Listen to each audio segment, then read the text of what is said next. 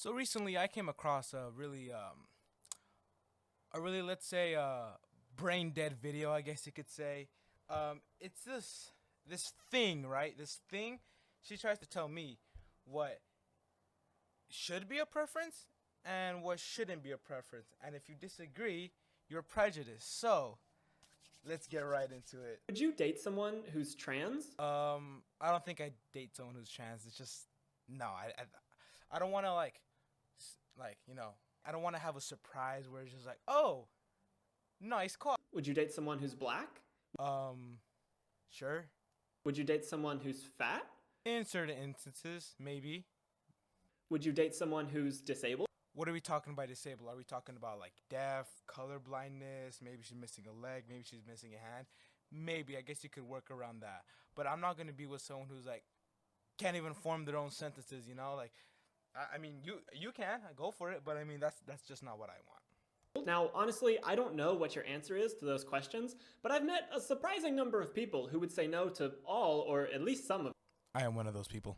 them. Their argument is that it's just a preference and that you can't control who you're attracted to. I think most of the time that this is brought up, it's in regards to race. I'll link to a couple really good videos in the description about racial dating preferences, but in this video, I want to talk about our other biases. Let's start with trans people. Would you date a trans person? No. Honestly? Think about it for a second. Okay, got your answer?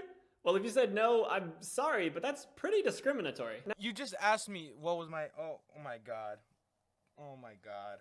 Now, don't get me wrong, I'm not saying you're a horrible person who hates trans people. There was probably a time in my life when I said I wouldn't date a trans person. But since then, I've thought critically about it and changed my mind. Good for you. I could sit here and show you photos of conventionally attractive trans people. There are definitely trans people who you would never know are trans unless they told you, because they pass for cis.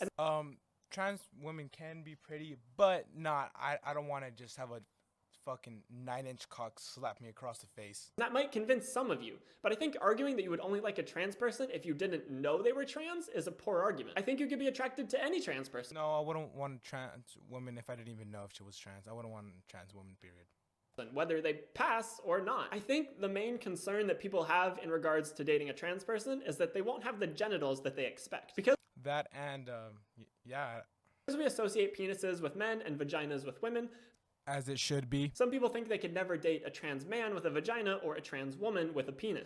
Well, yeah, I mean, it's my preference. Shouldn't I have a choice for whatever I want? I mean, I want to have a woman. I mean, I want to have a family. What the fuck? But I think that people are more than their genitals. I think that you could feel attraction to someone without knowing what's between their legs. And if you were to say that you're only attracted to people with vaginas or people with penises, it really feels like you're reducing people just to their genitals. You're kind of objectifying them, but you're thinking of them more as genitals than objects. No, I'm thinking about them, a person with genitals. So I guess you're kind of genitalifying them? Anyway. Fuck yes, I am. My point is, we have implicit biases that we were raised with or that we developed over time. No, they're called hormones. They're put in your body just naturally. Yeah. And they can be hard to get rid of. And I think this can be especially prominent within the queer community. Gay men often pride themselves on being disgusted by vaginas, and the same goes for lesbian women with penises. It's difficult because some queer people have built their sexual identities on these repulsions, but I don't think they're innate at all. If you met someone who was extremely attractive, had a great personality, but didn't have the genitals that you wanted, fucking leave them in a heartbeat. That's fucking weird. You might be surprised to find that it isn't a deal breaker. As someone who is trans and gay, sometimes people ask me with a very accusatory tone if I would date a girl with a penis. Probably the only woman she could get. Am I right? Haha.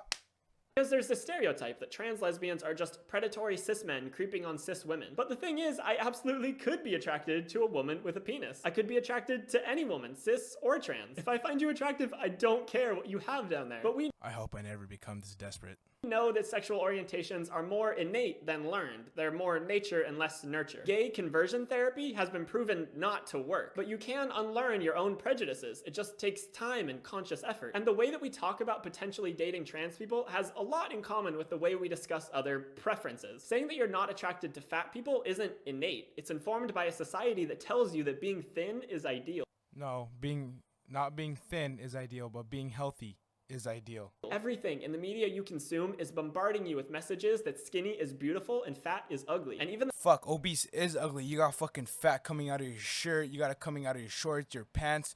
fucking, you got so much fat you can't even see your own penis. The nicest of people absorb these messages to some degree. But again, if you find someone attractive and really enjoy spending time with them, there's no reason why their weight should be a factor. Especially since we know that the relationship between weight and health is extremely complex, and you really can't make any moral judgments on a person based on their weight. The fuck you can. And lastly, let's talk about disabled people. Disabilities come in a very wide range, from being deaf to being in a wheelchair to only having one arm, and I think it's pretty ridiculous to say that you couldn't be attracted to any person who has any of those disabilities. Those could be fine, you could work around this, but I'm talking about those people who can't form their own sentences. Disabilities can happen to anyone. Someone you're extremely attracted to today could become disabled tomorrow, and that shouldn't make your attraction to them disappear. Though if it does, it might not be because of them, but rather because you have some preconceived ideas about disabled people that are just inaccurate and harmful. Unsurprisingly, this is another case of the media telling you that a certain group isn't attractive. Disabled people are rarely romantic leads. Their stories in movies and TV shows are often tragic, but that doesn't reflect the reality that disabled people can be happy and have dating lives and be attractive. Now, if you're not attracted to someone, you're not attracted to them. I'm not going to tell you that you have to be attracted to this fat person or that trans person or that disabled person. But then what the fuck was the whole point of this video? What the fuck?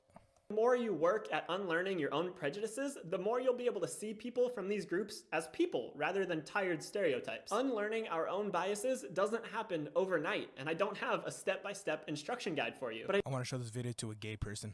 I think if you can accept that these prejudices exist in all of us, even you can identify them when they come up and work to change how you think about them. It will most likely be a long, slow process, but I think it's worth it. Because these dating preferences are ultimately harmful to people who don't fit into your box of what a conventionally attractive person looks like. So what if they don't fit into my box? What if I don't fit into their box? So what? Who cares? You don't like me, I don't like you. Move on with your lives. Fuck.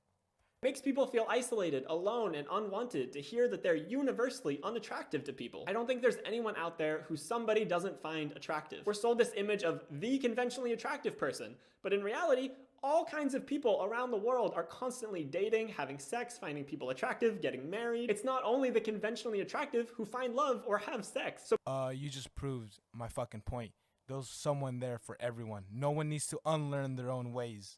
By working on ourselves to dispel that idea, we can make the world a more welcoming and loving place for everybody, no matter how they look. Or you can make it a fake fucking place by forcing yourself to unlearn those biases and fucking up your relationship. Oh, what the fuck was the point of this video? I lost brain cells watching it. She said something, then she said the exact opposite, and then she went back to her first theory, then went opposite again. What the fuck is wrong with her? Oh my god. Well, anyways, this has been another cancer video.